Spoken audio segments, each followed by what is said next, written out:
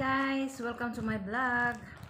For today's video, mag-unbox po tayo ng ating parcel galing po sa Shopee.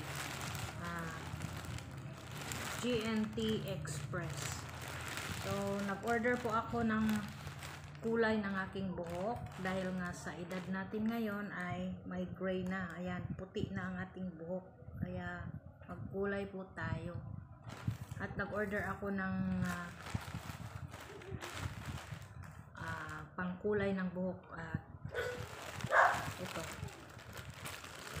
Bubuksan po natin. Galing sa GNT Express. Buksan po natin.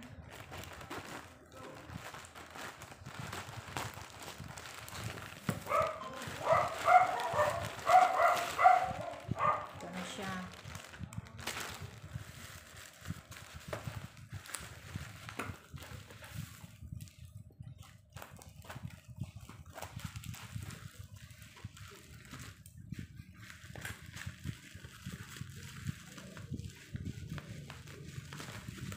Pakita ko po sa inyo kung ano ang aking ginagamit sa aking buhok.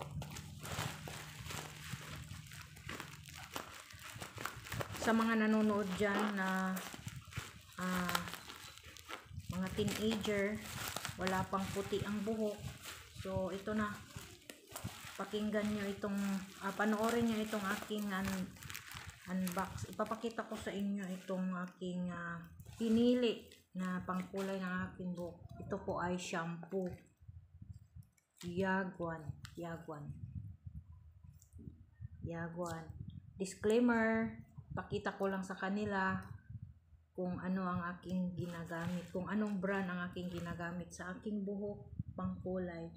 Ang pinili ko po ay I prepare brown color. Kasi sawa na ako sa itim. Sawa na ako sa black hair. So, I try this brown color. So, dalawa ito guys.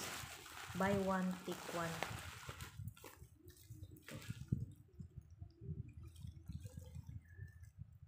Ito po ay 217. 217, dalawa na siya. O, diba? Para sulit. Talagang dalawa. So, ito na ang kalabasan ng aking buhok ngayon. Ito na ang minintain ko para ikulay sa aking buhok. Kulay brown. Ayan. Shampoo lang siya, shampoo. Ilagay dito sa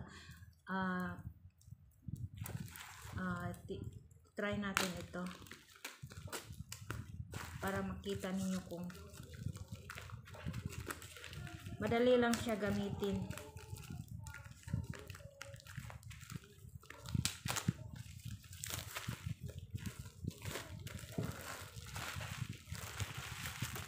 Kasi nung una, nakatry din ako gumamit ng anong tawag nun, yung kalimutan ko na, Bijin, at saka yung mga Roblon. Ito ngayon ang aking na-discover. Kasi may nag-offer sa akin na ito daw ang dapat gamitin. Mas madali. Parang shampoo lang siya. Ilagay lang. Gagamit din tayo ng gloves. Gagamit tayo ng plastic gloves. Plastic cellophane gloves. Ayan, para hindi magkakulay-kulay ang ating kamay. So, pag may puti na siya, ayan, lalagyan ko na siya ng ganito. Shampoo lang, madali lang ganito lang siya guys. I-push mo lang ng ganyan. Push, lalabas na yung color brown tsaka creamier white. So, ito na. Ganito na siya. So, ito lang no, ang ating ma-share sa inyo. Yaguan. Galing sa Shopee, sa GNT Express. So, kung nagustuhan nyo itong aking vlog, please like and share and subscribe. Thank you so much for watching. God bless as always. God bless us all.